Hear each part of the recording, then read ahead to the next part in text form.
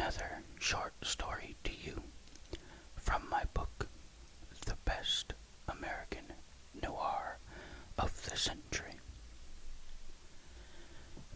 This video is going to be part 1 of 2 for the short story Mephisto in Onyx by Harlan Ellison. It looks like the rest of the stories in this book are on the longer side, so each story will be broken up into 2 or more videos depending on their length. I haven't, mapped out exactly how long the rest of them are, but it does seem like as the book goes on, the stories get longer and longer. But anyway, let's go ahead and jump into Mephisto in Onyx by Harlan Ellison.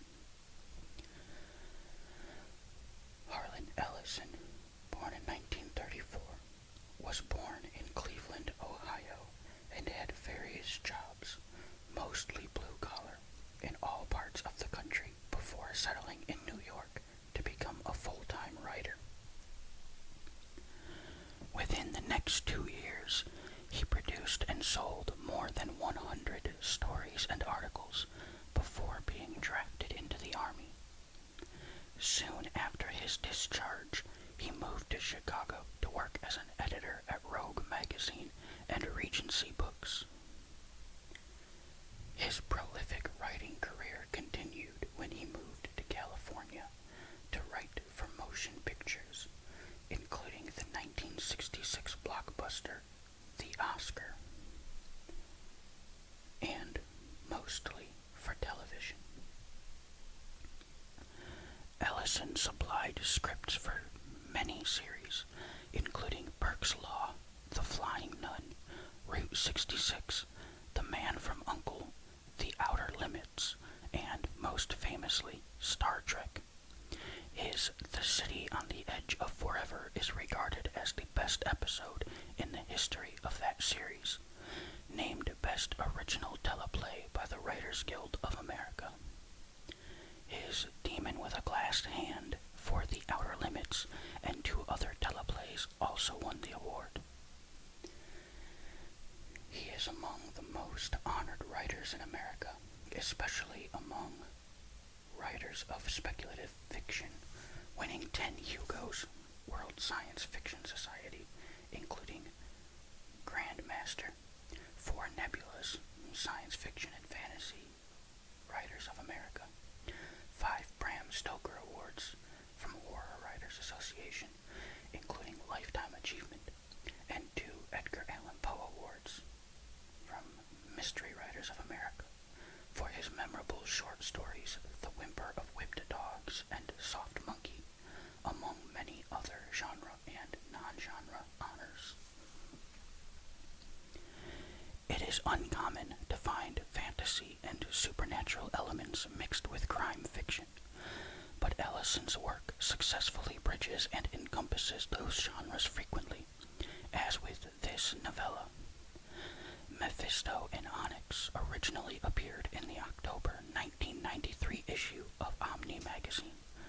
Several minor emendations were made for its first publication in book form 3 months later by the California publisher Mark V. Sising. The text for this volume is taken from that publication.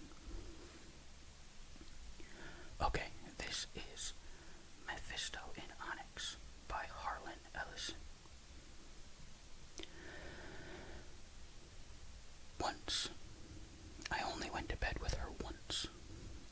Friends for 11 years, before and since, but it was just one of those things, just one of those crazy flings. The 2 of us alone on a New Year's Eve, watching rented Marx Brothers videos so we wouldn't have to go out with a bunch of idiots and make noise and pretend we were having a good time when all we'd be doing was getting drunk, whooping like morons, vomiting on slow-moving strangers, and spending more money than we had to waste. And we drank a little too much cheap champagne, and we fell off the sofa laughing at Harpo a few times too many, and we wound up on the floor at the the same time, and next thing we knew, we had our faces plastered together, and my hand up her skirt, and her hand down in my pants. But it was just the once, for Christ's sakes. Talk about imposing on a cheap sexual liaison. She knew I went mixing in other people's minds only when I absolutely had no other way to make a buck, or I forgot myself and did it in a moment of human weakness. It was always foul. Slip into the thoughts of the best person who ever lived, even St. Thomas Aquinas, for instance, just to pick an absolutely terrific person you'd think had a mind so clean you could eat off it, to paraphrase my mother. And when you came out, take my word for it, you'd want to take a long, intense shower in Lysol. Trust me on this. I go into somebody's landscape when there's nothing else I can do, no other possible solution, or I forget and do it in a moment of human weakness, such as, say, the IRS holds my feet to the fire, or I'm about to get myself mugged and robbed and maybe murdered, or I need to find out if some specific she that I'm dating has been using somebody else's dirty needle or has been sleeping around without. She's taking some extra heavy-duty AIDS precautions, or a co-worker's got it in his head to set me up so I make a mistake and look bad to the boss and I find myself in the unemployment line again, or I'm a wreck for weeks after. Go jaunting through a landscape trying to pick up a little insider arbitrage bric-a-brac and come away no better healed, but all muddy with the guy's infidelities, and I can't look a decent woman in the eye for days. Get told by a motel desk clerk that they're all full up and he's sorry as hell, but I'll just have to drive on for about another 30 miles to find the next vacancy. Jaunt into his landscape and find him lit up with neon signs that got a lot of the word nigger in them, and I wind up hitting the son of a bitch so hard his grandmother has a bloody nose, and usually have to hide out for 3 or 4 weeks after.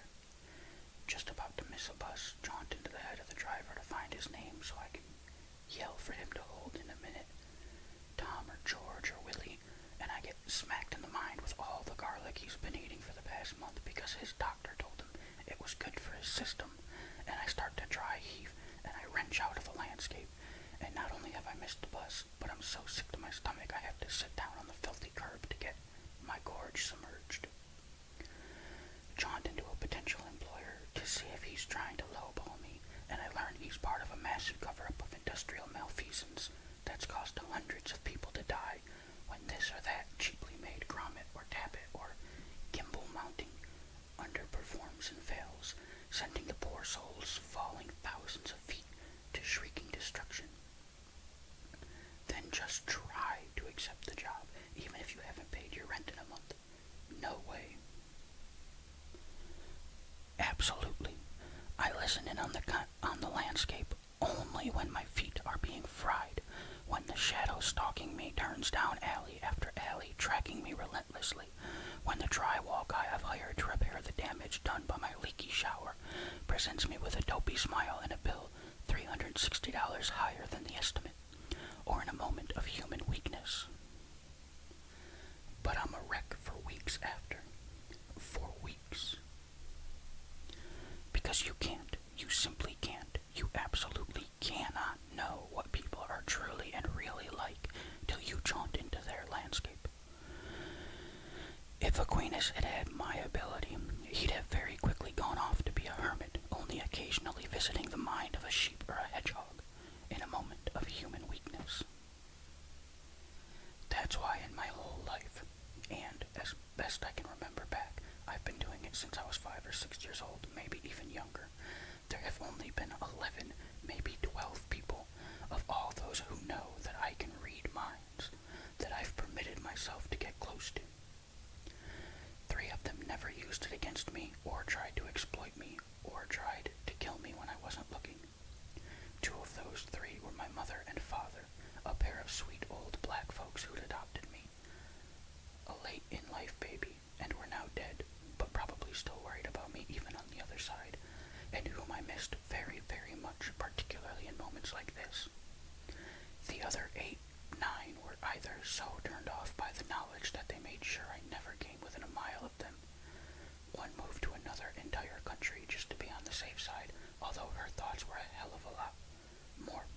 innocent than she thought they were. Or they tried to brain me with something heavy when I was distracted. I still have a shoulder separation that kills me for 2 days before it rains. Or they tried to use me to make a buck for them.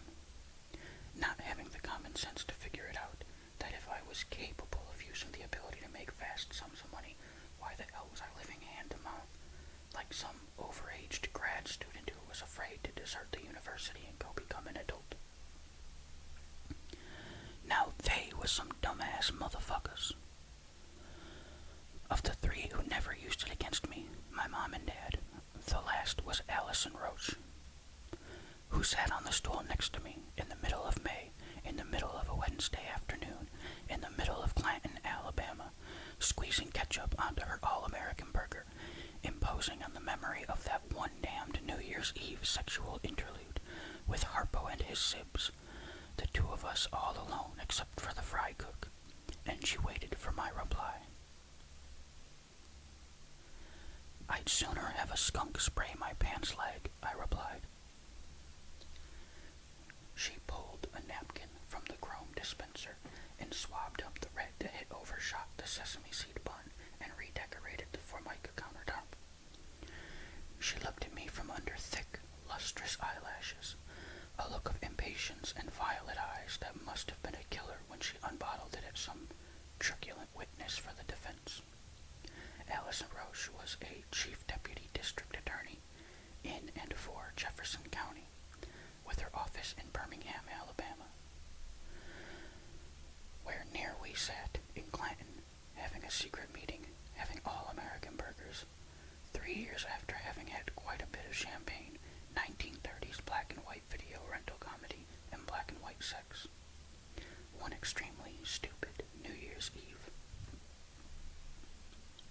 Friends for 11 years, and once, just once, as a prime example of what happens in a moment of human weakness, which is not to say that it wasn't terrific, because it was, absolutely terrific, but we never did it again, and we never brought it up again after the next morning when we opened our eyes and looked at each other the way you look at an exploding can of sardines, and both of us said, "Oh, Jesus," at the same time.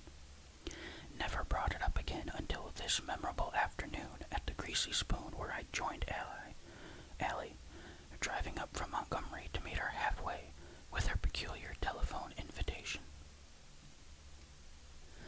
Can't say the fry cook, Mr. All-American, was particularly happy at the pigmentation arrangement at his counter, but I stayed out of his head and let him think what he wanted. Times change on the outside, but the inner landscape remains polluted. All I'm asking you to do is go have a chat with him, she said. She gave me that look. I have a hard time with that look. It isn't entirely honest, neither is it entirely disingenuous. It plays on my remembrance of that one night we spent in bed, and is just dishonest enough to play on the part of that night we spent on the floor, on the sofa, on the coffee counter between the dining room and the kitchenette, in the bathtub, and about 19 minutes crammed among her endless pairs of shoes and a walk-in clothes closet that smelled strongly of cedar and virginity. She gave me that look and wasted no part of the memory. I don't want to go have a chat with him. Apart from he's a piece of human shit, and I have better things to do with my time than to go on down to Atmore and take a jaunt through this crazy son of a bitch's deceased mind. May I remind you that of the 170 men who have died in that electric chair, including the original Yellow Mama they scrapped in 1990, about 130 of them were gentlemen of color, and I do not mean you to picture any color of a shade much lighter than the cup of coffee you got sitting by your left hand right this minute, which is to say that I, being an inordinately well-educated African-American who values the full measure of living negritude in his body, am not crazy enough to want to visit a racist correctional center like Holman Prison. Thank you very much. Are you finished? She asked, wiping her mouth. Yeah, I'm finished. Case closed. Find somebody else. She didn't like that. There isn't anybody else. There has to be,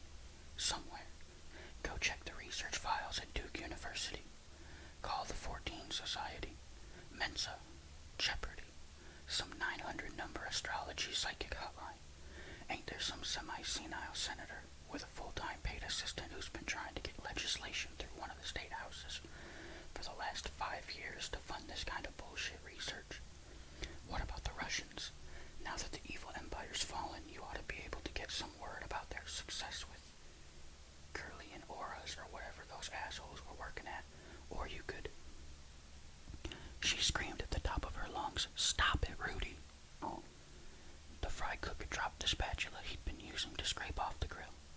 He picked it up, looking at us, and his face, I didn't read his mind, said, "If that white bitch makes one more noise, I'm calling the cops." I gave him a look he didn't want, and he went back to his chores, getting ready for the after-work crowd. But the stretch of his back and angle of his head told me he wasn't going to let this pass. I leaned in toward her, got as serious as I could, and just as quietly, just as softly, I said, "Allie, good pal, listen to me. You've been one of the few friends I could count on for a long time now. We have history between us, and you've never, not once, made me feel like a freak. So okay, I trust you. I trust you with something about me that causes immeasurable goddamn pain. A thing about me that could get me killed. You've never betrayed me, and you've never tried to use me. Till now. This is the first time.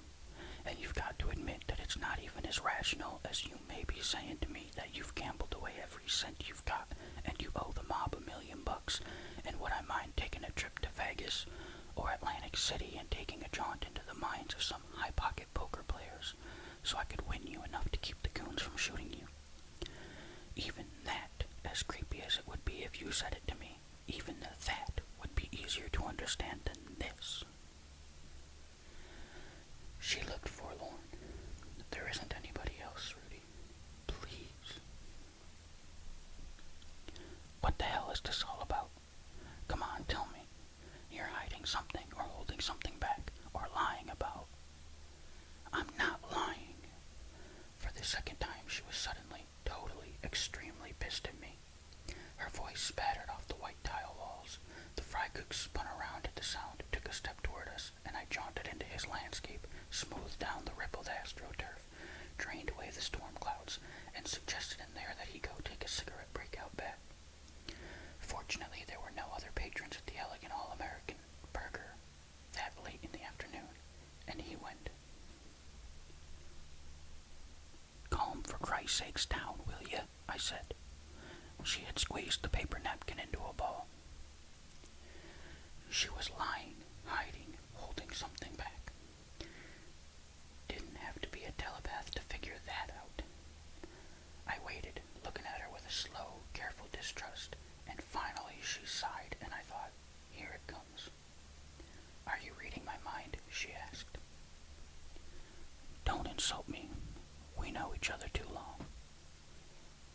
She looked chagrined. The violet of her eyes deepened. "Sorry." But she didn't go on. I wasn't going to be outflanked. I waited. After a while, she said, softly, very softly, "I think I'm in love with him. I know I believe him when he says he's innocent." I never expected that. I couldn't even reply. It was unbelievable. Unfucking believable. She was the chief deputy DA who had prosecuted Henry Lake Spanning for murder. Not just one murder, one random slaying, a heat-of-the-moment Saturday night killing regretted deeply on Sunday morning, but publishable by electrocution in the sovereign state of Alabama nonetheless. But a string of the vilest, most sickening serial slaughters in Alabama history, in the history of the glorious South, in the history of the United States, maybe even in the history of the entire wretched human universe that went wading hip-deep in the wasted, spilled blood of innocent men, women, and children.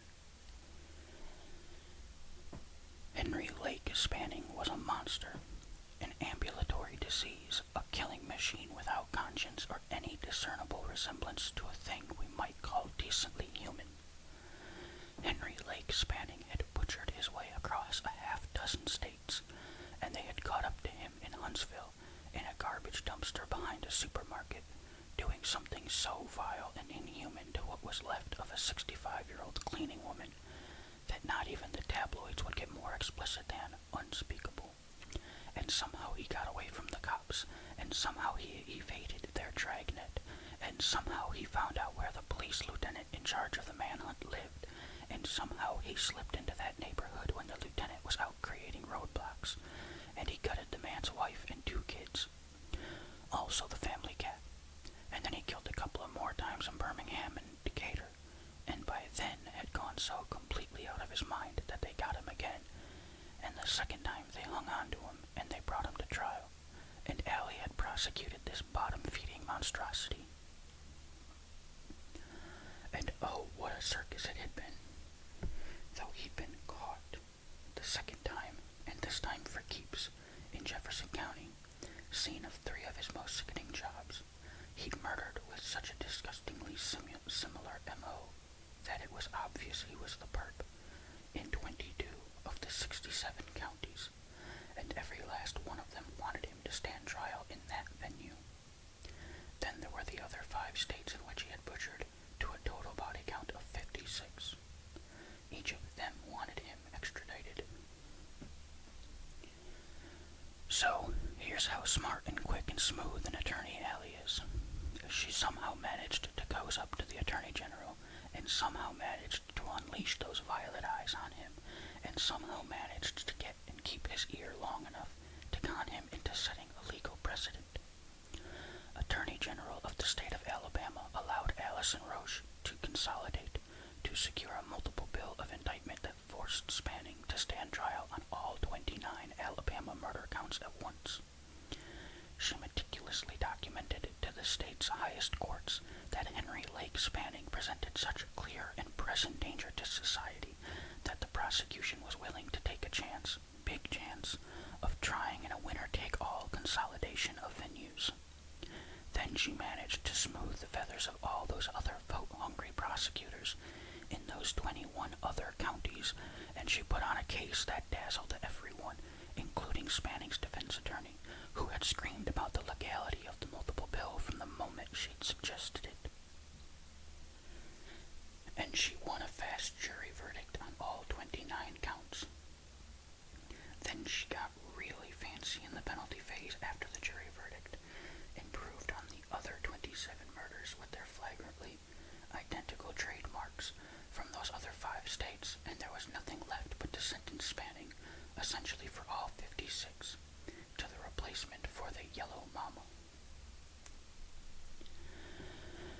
Even as polls and power brokers throughout the state were murmuring Allie's name for high office, Spanning was slated to sit in that new electric chair in Holman Prison, built by the Fred A. Luchter Association of Boston, Massachusetts, that delivers 2,640 volts of pure sparkling death in 1/240th of a second, 6 times faster than the 1/40th of a second that it takes for the brain to sense it, which is, if you ask me, much too humane an exit line, more than 3 times the 700-volt jolt lethal dose that destroys a brain for a pussbag like Henry Lake Spanning. But if we were lucky, and the scheduled day of departure was very nearly upon us, if we were lucky, if there was a God and justice and natural order and all that good stuff, then Henry Lake Spanning, this foulness, this corruption, this thing that lived only to ruin, would end up as a pile of fucking ashes somebody might use to sprinkle over a flower garden, thereby providing this ghoul with his single opportunity to be of some use to the human race. That was the guy that my pal Allison Roche wanted me to go and chat with, down to Holman Prison in Atmore, Alabama. There, sitting on death row, waiting to get his demented head tonsured, his pants legs slit, his tongue fried black as the inside of a sheep's belly. Down there at home, and my pale Allison wanted me to go chat with one of the most awful creatures made for killing this side of a hammerhead shark, which creature had an infinitely greater measure of human decency than Henry Lake Spanning had ever demonstrated. Go chit-chat and enter his landscape and read his mind, Mr. Telepath, and use the marvelous mythic power sensory perception, this nifty swell ability that has made me a bum all my life. Well, not exactly a bum. I do have a decent apartment, and I do earn a decent, if sporadic, living, and I try to follow Nelson Algren's warning never to get involved with a woman whose troubles are bigger than my own. And sometimes I even have a car of my own, even though at that moment such was not the case, the Camaro having been repoed, and not by Harry Dean Stanton or Emilio Estevez, let me tell you, but a bum in the sense of, how does Allie put it? Oh yeah, I don't realize my full and forceful potential. A bum in the sense that I can't hold a job, and I get rotten breaks, and all of this despite a Rhodes scholarly education so far above what a poor Negro lad such as myself could expect that even Rhodes, his own self, would have been chest-out proud as hell of me.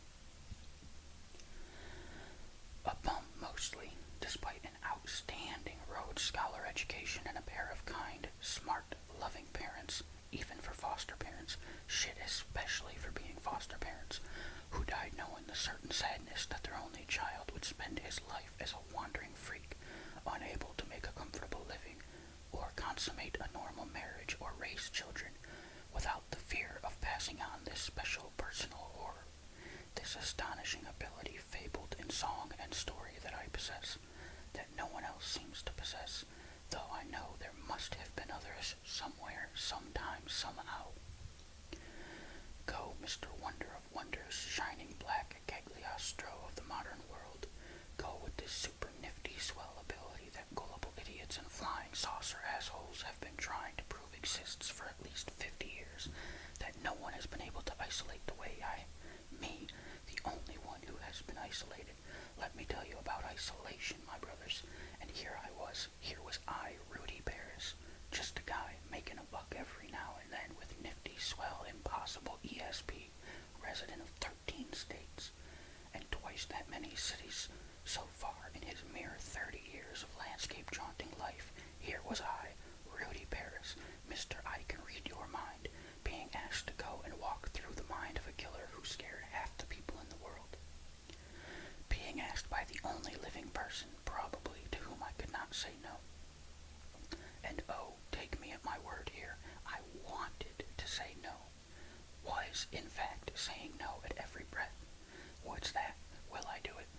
Sure, yeah, sure, I'll go on down to Holman and jaunt through this sick bastard's mind landscape. Sure I will.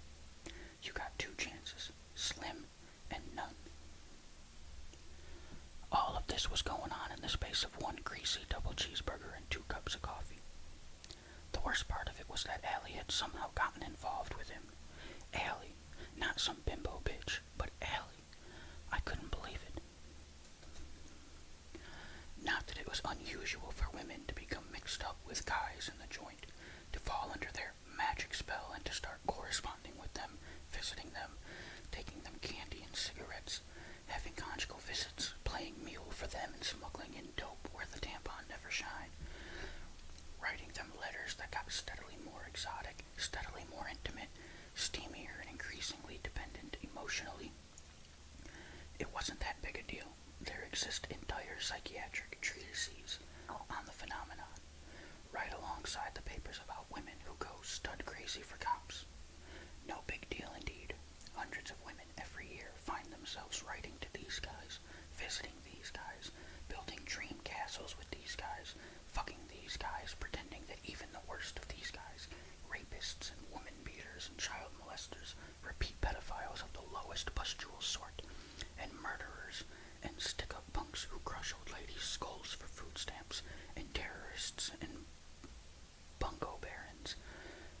That one sunny might be gonna happen pink cloud day, these demented creeps will emerge from behind the walls, get back in the wind, become upstanding 9-to-5 Brooks Brothers, Galahads.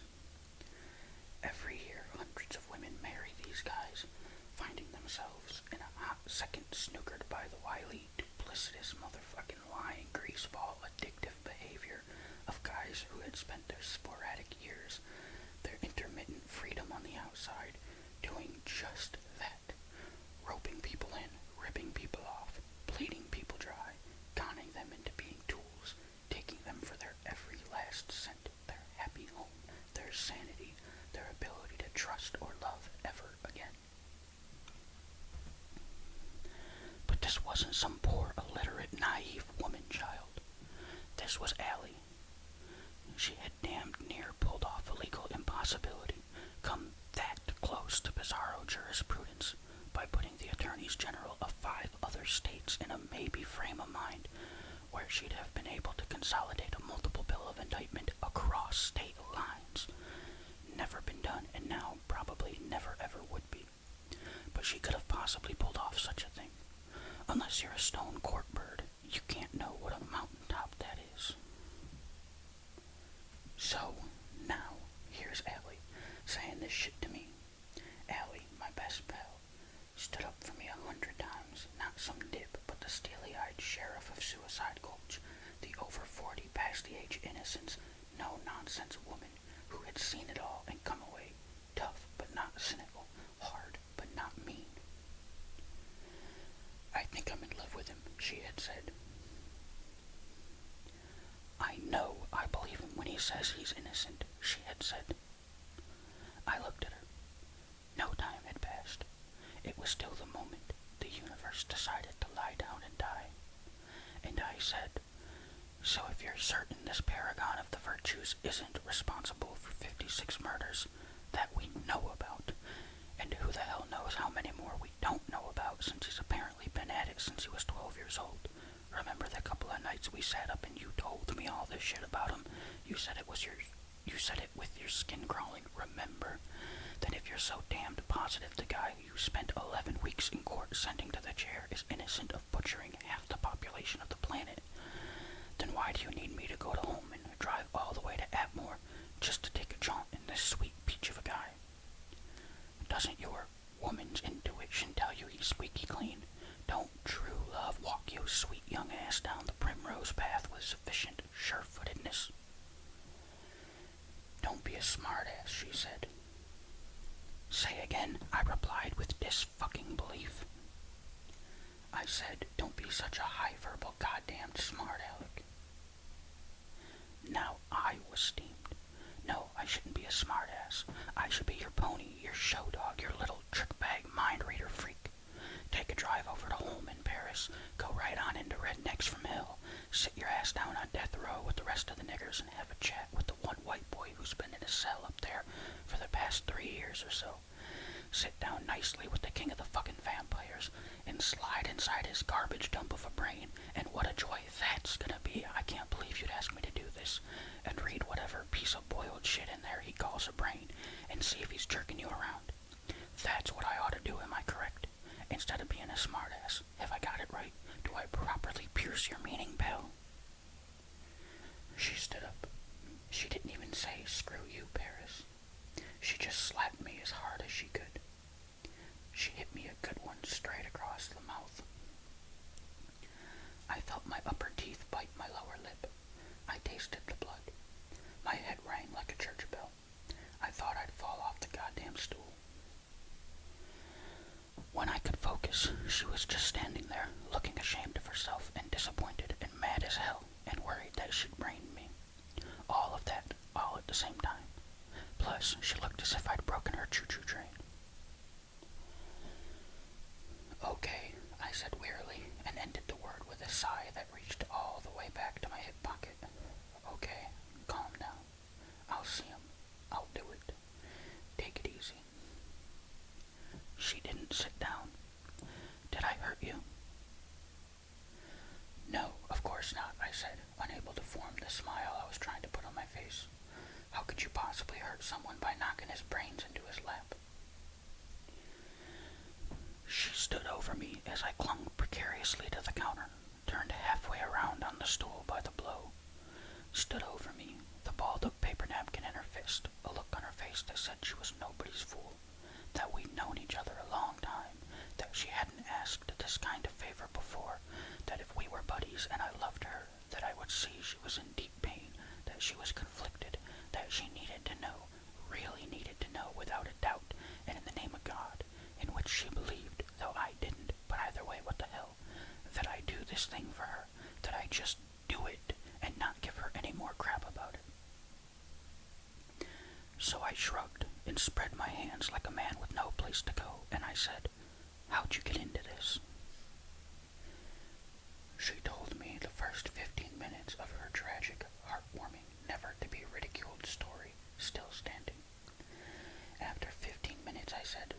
Christ's sakes, Allie, at least sit down. You look like a damned fool standing there with a greasy napkin in your mitt. A couple of teenagers had come in. The four-star chef had finished his cigarette out back and was reassuringly in place, walking the duck boards and dishing up all-American arterial clockage. She picked up her elegant attaché case and, without a word, with only a nod that said let's get as far from them as we can, she and I moved to a double against the window to resume our discussion of the varieties of social suicide available to an unwary and foolhardy gentleman of the colored persuasion if he allowed himself to be swayed by a cagey and cogent, clever, and concupiscent female of another color entirely. See, what it is this. Look at that attaché case. You want to know what kind of an ally this Allison Roche is? Pay heed now. In New York, when some wannabe junior ad exec has smooched enough butt to get tossed a bone account, and he wants to walk his colors, has a need to signify, has got to demonstrate to everyone that he's got the juice, first thing he does, he hies his ass downtown to Barney's, West 17th and 7th, buys himself a Burberry, loops the belt casually behind, leaving the coat open to sew wing, and he circumnavigates the office. In Dallas, when the wife of the CEO has those 6 or 8 upper management husbands and wives over for an in-time faux casual dinner, sans place cards, sans entree fork, sans ceremony, and we're talking the kind of woman who flies Virgin Air instead of the Concorde. She's so in charge she don't got to use the orifores. She can put out the Costa Boda and say, give a fuck. What it is, kind of person so in charge, so easy with their own self, they don't have to laugh at your poor dumb strutting Armani suit, or your bedroom done in Laura Ashley, or that you got a gig writing articles for TV Guide. You see what I'm saying here? The sort of person Allie Roche is, you take a look at that attaché case, and it'll tell you everything you need to know about how strong she is, because it's an Atlas, not a Hartman. Understand, she could afford a Hartman, that gorgeous imported Canadian belting leather, top of the line, somewhere around $950 maybe, equivalent of orifores, a Burberry, breast guinea hen and mountain Rothschild, not 1492 or 1066 or whatever year is the most expensive, drive a Rolls instead of a Bentley, and the only difference is the grill, but she doesn't need to signify, doesn't need to sew wing, so she gets herself this Atlas. Not some dumb chicken shit Louis Vuitton or Mark Cross all the divorcee real estate ladies carry, but an Atlas. Irish hand leather, custom tanned cowhide, hand tanned in Ireland by out-of-work IRA bombers. Very classy, just a state understated. See that attaché case? That'd tell you why I said I'd do it. She picked it up from where she'd stashed it, right up against the counter wall by her feet, and we went to the double over by the window, away from the chef and the teenagers, and she stared at me till she was sure I was in a right frame of mind, and she picked up where she'd left off. The next 23 minutes by the big greasy clock on the wall she related from a sitting position. Actually, a series of sitting positions. She kept shifting in her chair like someone who didn't appreciate the view of the world from that window, someone hoping for a sweeter horizon. The story started with a gang rape at the age of 13 and moved right along.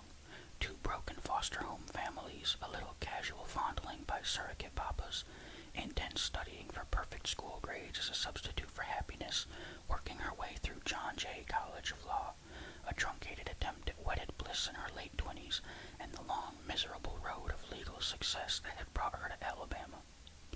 There could have been worse places. I'd known Allie for a long time, and we'd spent totals of weeks and months in each other's company, not to mention the New Year's Eve of the Marx Brothers. But I hadn't heard much of this, not much at all.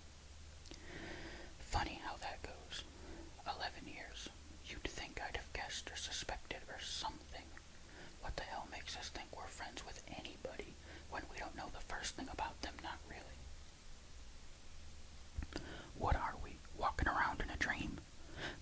as to say, what the fuck are we thinking? And there might never have been a reason to hear any of it. All this Allie that was the real Allie. But now she was asking me to go somewhere I didn't want to go, to do something that scared the shit out of me, and she wanted me to be as fully informed as possible. It dawned on me that those same 11 years between us hadn't really given her a full, laser-clean insight into the why and wherefore of Rudy Paris either. I hated myself for it. The concealing, the holding back, the giving up only fragments, the evil misuse of charm when honesty would have hurt. I was facile and a very quick study, and I had buried all the equivalents to Allie's pains and travails. I could have matched her in spades, or blacks, or just plain nigras, but I remained frightened of losing her friendship. I've never been able to believe in the myth of unqualified friendship. Too much like standing hip high in a fast-running, freezing river, standing on slippery stones.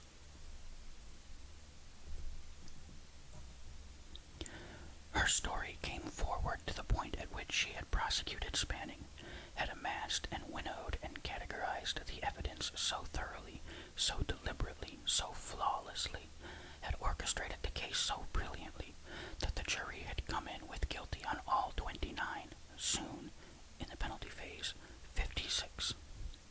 Murder in the first, premeditated murder in the first, premeditated murder with special ugly circumstances in the first. On each and every of the 29, less than an hour it took them. There wasn't even time for a lunch break. 51 minutes it took them to come back with the verdict guilty on all charges. Less than a minute per killing. Allie had done that. His attorney had argued that no direct link had been established between the 56th killing, actually only his 29th in Alabama, and Henry Lake Spanning. No, they had not caught him down on his knees eviscerating the shredded body of his final victim, 10-year-old Gunilla Asher, a parochial schoolgirl who had missed her bus and been picked up by Spanning just about a mile from her home in Decatur. No, not down on his knees with the can opener still in his sticky red hands, but the MO was the same, and he was there in Decatur, on the run from what he had done in Huntsville, and they had caught him doing in Huntsville in that dumpster to that old woman. So they couldn't place him with his smooth, slim hands inside that Gunilla Asher's still steaming body. So what? They could not have been surer he was the serial killer, the monster, the ravaging nightmare whose methods were so vile the newspapers hadn't even tried to gobble up some smart-aleck name for him, like the Strangler or the Backyard Butcher. The jury had come back in 51 minutes, looking sick, looking as if they'd try and try to get everything they had seen and heard out of their minds, but knew they never would, and wishing to God they could have managed to get out of their civic duty on this one. They came shuffling back in and told the numbed court, "Hey, put this slimy excuse for a maggot in the chair and cook his ass till he's fit only to be served for breakfast on cinnamon toast." This was the guy my friend Allie told me she had fallen in love with, the guy she now believed to be innocent. This was seriously crazy stuff. So how did you get, how did I fall in love with him? Yeah, that. She closed her eyes for a moment and pursed her lips as if she had lost a flock of wayward words and didn't know where to find them. I'd always known she was a private person, kept the really important history to herself. Hell, until now I'd never known about the rape, the ice mountain between her mother and father, the specifics of the 7-month marriage. I'd known there'd been a husband briefly, but not what had happened, and I'd known about the foster homes, but again, not how lousy it had been for her. Even so, getting this slice of steaming craziness out of her was like using your teeth to pry the spikes out of Jesus' wrists. Finally, she said, I took over the case when Charlie Wilborg had his stroke. I remember.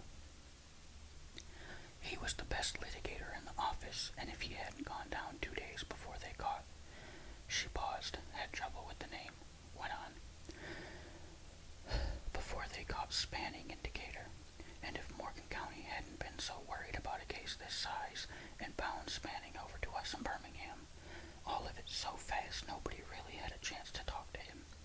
I was the first one even got near him. Everyone was so damn scared of him, of what they thought he was. Hallucinating, were they? I said, being a smartass. Shut up. The office did most of the donkey work with that after that first interview I had with him. It was a big break for me in the office, and I got obsessed by it. So after the first interview, I never spent much actual time with Spanky. Never got too close to see what kind of a man he really... I said, Spanky? Who the hell's Spanky?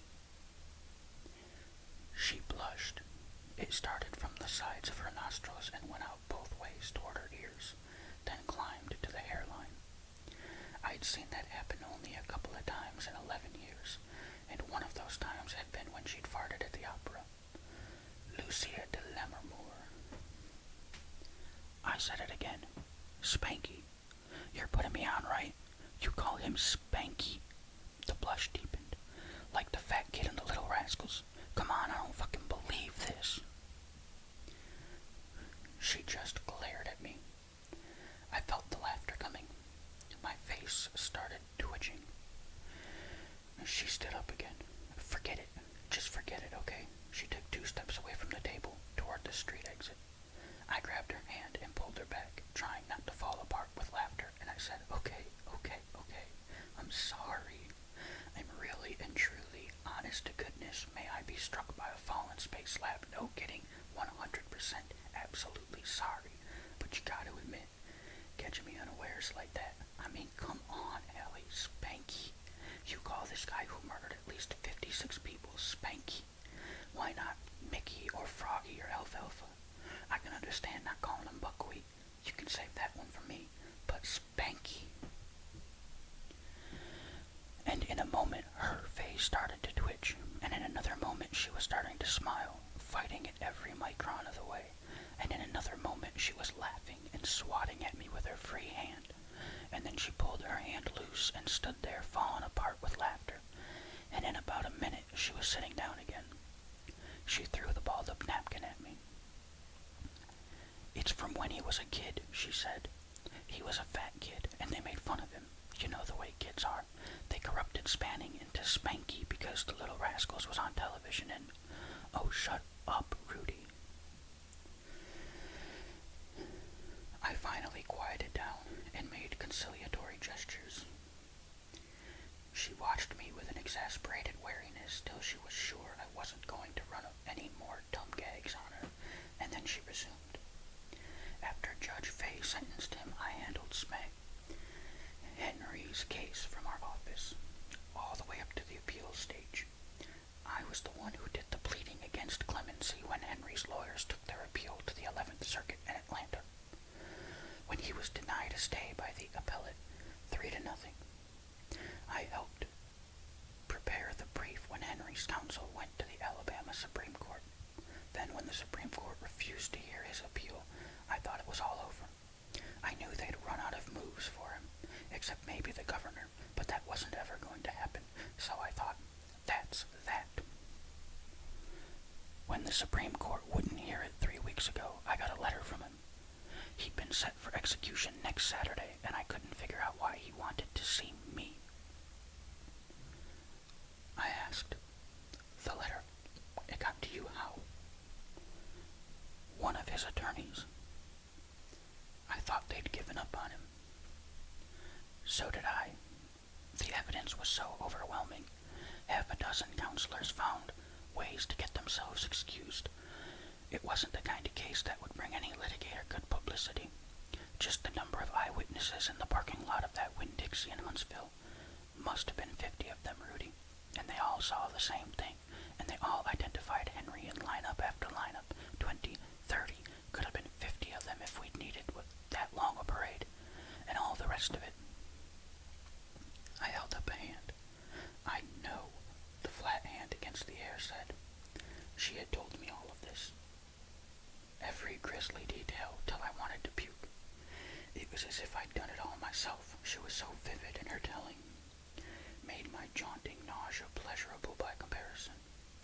Made me so sick I couldn't even think about it, not even in a moment of human weakness.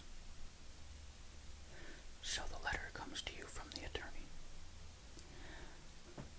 I think you know this lawyer, Larry Borland. Used to be with the ACLU. Before that, he was senior counsel for the Alabama legislature down to Montgomery. Stood up, what was it, twice, 3 times before the Supreme Court. Excellent guy and not easily fooled. And what's he think about all this? He thinks Henry's absolutely innocent. Of all of it. Of everything. But there were 50 disinterested random eyewitnesses at one of those slaughters. 50, you just said it. 50 you could have had a parade. All of them nailed him cold, without a doubt. Same kind of kill as all the other 55, including that school kid in Decatur when they finally got him. And Larry Borland thinks he's got the guy, right? She nodded, made one of those sort of comic pursings of the lips, shrugged and nodded. Not the guy. So the killer's still out there. That's what Borland thinks. And what do you think? I agree with him. Oh, Jesus, Ellie, my aching boots and saddle. You gotta be working some kind of off time.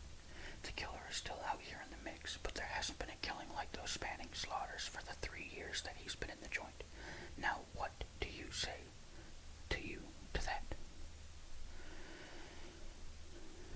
It says whoever the guy is, the one who killed all those people, he's days smarter than all the rest of us, and he set up the perfect free floater to take the fall for him. And he's either long far gone in some other state, working his way, or he's sitting quietly right here in Alabama, waiting and watching, and smiling. Her face seemed to sag with misery. She started to tear up and said, in 4 days he can stop smiling. Saturday night.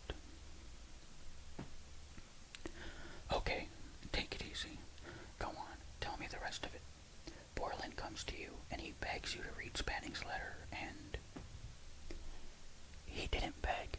He just gave me the letter, told me he had no idea what Henry had written, but he said he'd known me a long time, that he thought I was a decent, fair-minded person, and he'd appreciate it in the name of our friendship if I'd read it. So you read it? I read it. Friendship. Sounds like you and him was good friends. Like maybe you and I were good friends. She looked at me with astonishment. I think I looked at me with astonishment. Where the hell did that come from? I said. Yeah, really, she said right back at me. Where the hell did that come from? My ears were hot, and I almost started to say something about how if it was okay for her to use our Marx Brothers indiscretion for a lever, why wasn't it okay for me to get cranky about it? But I kept my mouth shut, and for once knew enough to move along. Must have been some letter, I said. There was a long moment of silence, during which she weighed the degree of shit she'd put me through for my stupid remark. After all this was settled, and having struck a balance in her head, she told me about the letter. It was perfect. It was the only sort of come-on that could lure the avenger who'd put you in the chair to pay attention. The letter had said that 56 was not the magic number of death, that there were many, many more unsolved cases in many, many different states. Lost children, runaways, unexplained disappearances, old people, college students hitchhiking to Sarasota for spring break, shopkeepers who'd carried their day's take to the night deposit drawer and never gone home for dinner, hookers left in pieces and hefty bags all over town, and death, death, death, unnumbered and unnamed. 56, the letter had said, was just the start. And if she, her, no one else, Allison Roche, my pal Allie, would come on down to Holman and talk to him, Henry Lake Spanning would help her close all those open files. National rep, avenger of the unsolved, big-time mysteries revealed. So you read the letter and you went. just not immediately. I was sure he was guilty, and I was pretty certain at that moment, 3 years or more, dealing with the case, I was pretty sure if he said he could fill in all the blank spaces that he could do it. But I just didn't like the idea. In court, I was always twitchy when I got near him at the defense table. His eyes, he never took them off me. They're blue, Rudy, did I tell you that?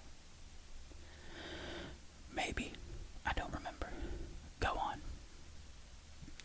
Bluest blue you've ever seen. Well, to tell the truth, he just plain scared me. I wanted to win that case so badly, Rudy, you could never know. Not just for me or the career or for the idea of justice or to avenge all those people he'd killed, but just the thought of him out there on the street with those blue eyes, so blue, never stopped looking at me from the moment the trial began. The thought of him on the loose drove me to whip that case like a howling dog. I had to put him away. But you overcame your fear. She didn't like the edge of ridicule on the blade of that remark. That's right. I finally overcame my fear, and I agreed to go see him. And you saw him? Yes. And he didn't know shit about no other killings, right? Yes. But he talked a good talk, and his eyes was blue, so blue. Yes, you asshole. I chuckled. Everybody is somebody's fool. Now let me ask you this, very carefully, so you don't hit me again. The moment you discovered he'd been shucking you, lying, that he didn't have this long, unsolved crime roster to tick off, why didn't you get up, load your attaché case, and hit the bricks? Her answer was simple. He begged me to stay a while. That's it. He begged you. Rudy, he has no one. He's never had anyone. She looked at me as if I were made of stone, some basalt thing, an onyx statue, a figure carved out of melanite, soot, and ashes fused into a monolith. She feared she could not, in no way, no matter how piteously or bravely she phrased it, penetrate my rocky surface. Then she said a thing that I never wanted to hear. Rudy. Then she said a thing I could never have imagined she'd say, never in a million years. Rudy. Then she said the most awful thing she could say to me, even more awful than that she was in love with a serial killer. Rudy, go inside. Read my mind. I need you to know. I need you to understand. Rudy. The look on her face killed my heart. I tried to say no. Oh God, no, not that. Please, no, not that. Don't ask me to do that. Please, please. I don't want to go inside.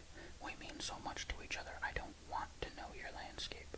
Don't make me feel filthy. I'm no peeping Tom. I've never spied on you, never stolen a look when you were coming out of the shower or undressing or when you were being sexy. I never invaded your privacy. I wouldn't do a thing like that. We're friends. I don't need to know it all. I don't want to go in there. I can go inside anyone, and it's always awful. Please don't make me see things in there I might not like. You're my friend. Please don't steal that from me. Rudy, please. Do it. Oh, Jesus, Jesus, Jesus, again. She said it again. We sat there, and we sat there, and we sat there longer. I said, hoarsely, in fear, can you just tell me?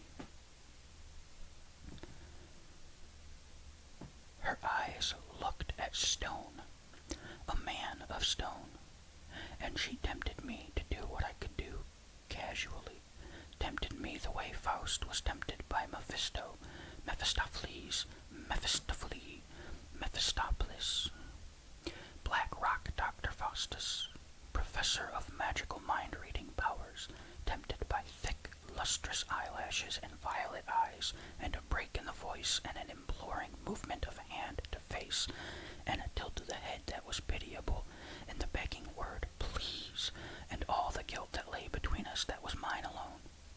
The 7 chief demons,